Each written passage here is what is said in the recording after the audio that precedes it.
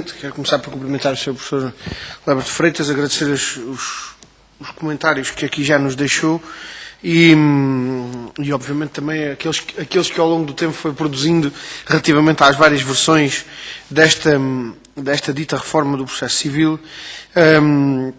Eu queria colocar-lhe algumas questões, procurando se calhar concretizar com a referência aos artigos da proposta de lei, algumas delas, outras não, porque isso não é possível.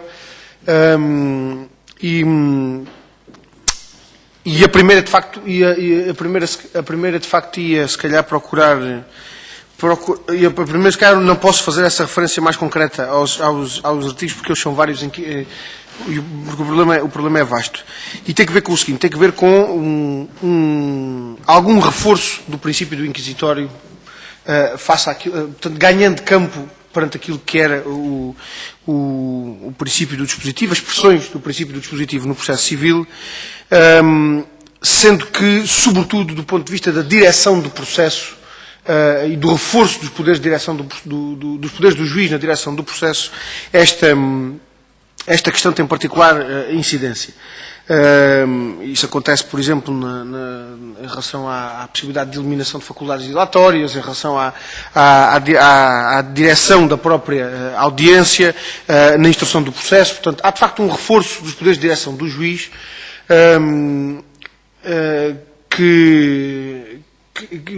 neste sentido, né? Portanto, de alguma parte garantindo que o princípio do contraditório ganha campo ao princípio do dispositivo.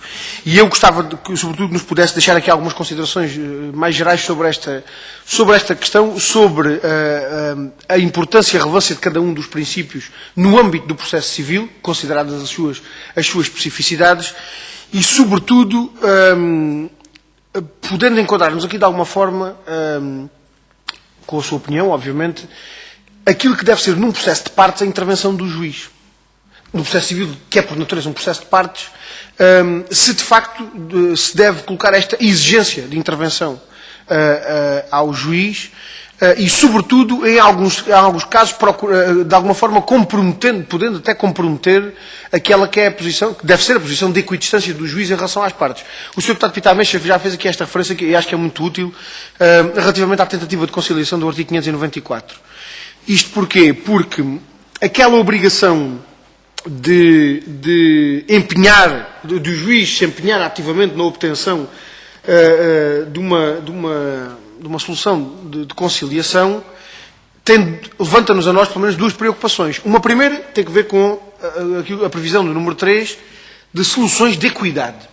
Soluções de equidade não são necessariamente as soluções de direito, ou que resultam da aplicação de direito. E, portanto, parece-nos muitíssimo complicado comprometer o juiz, que deve ter uma posição de equidistância e, sobretudo, que se deve preocupar em dizer o direito, comprometer o juiz com tentativas de conciliação, sobretudo baseadas em soluções de equidade. Um segundo problema tem que ver, em parte, com aquilo que dizia o Sr. Deputado Pita Ameixa. Eu iria até mais longe que foi o Sr. Deputado Pita Ameixa.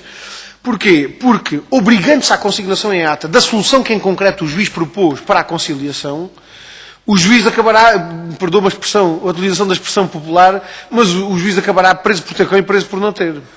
Porque se eventualmente vem a proferir uma sentença, se eventualmente vem a proferir uma sentença correspondente com aquela que foi a solução concreta que propôs para a conciliação, haverá sempre quem diga, bem, desconsiderou toda a prova que foi produzida porque já estava comprometido com aquilo que inicialmente tinha proposto.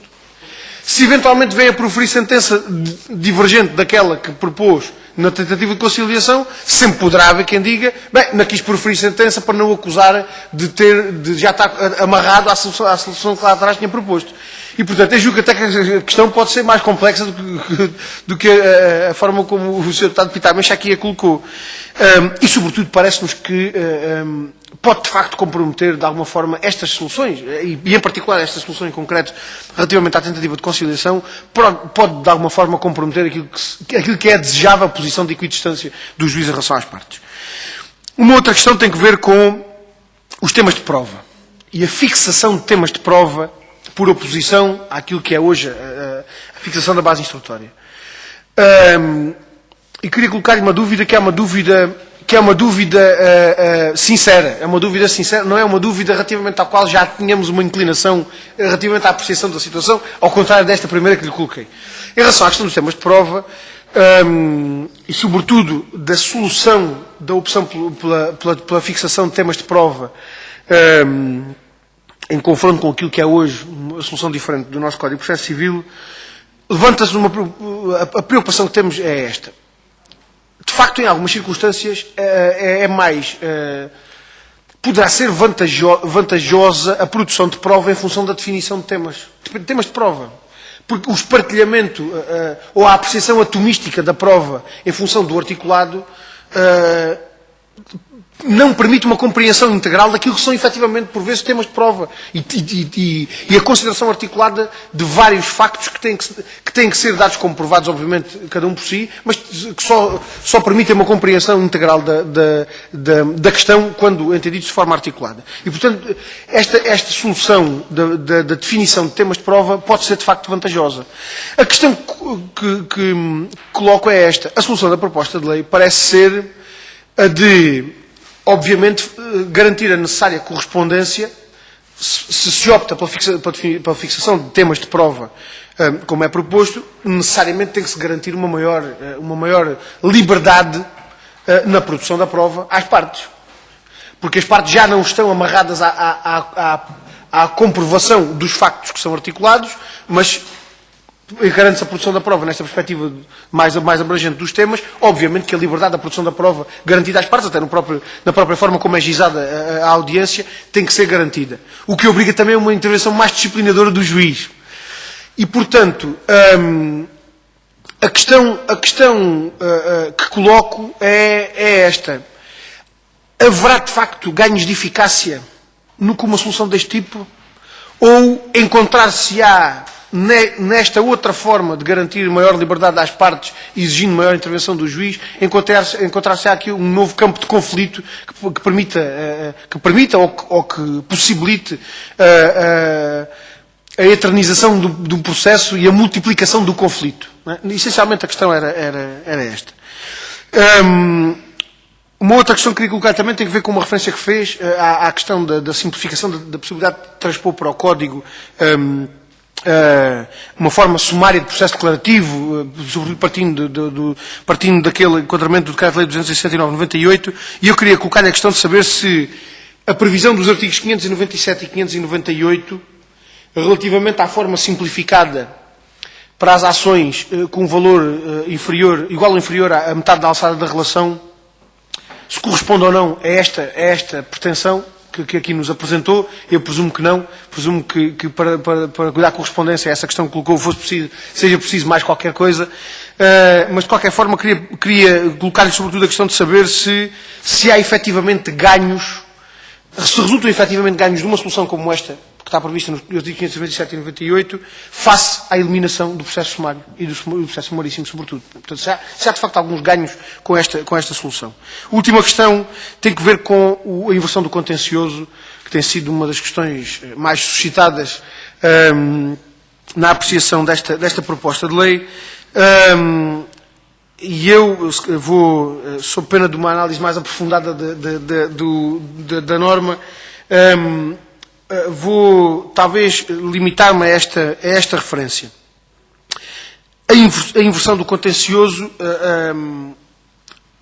implica necessariamente alguma complexificação do procedimento cautelar.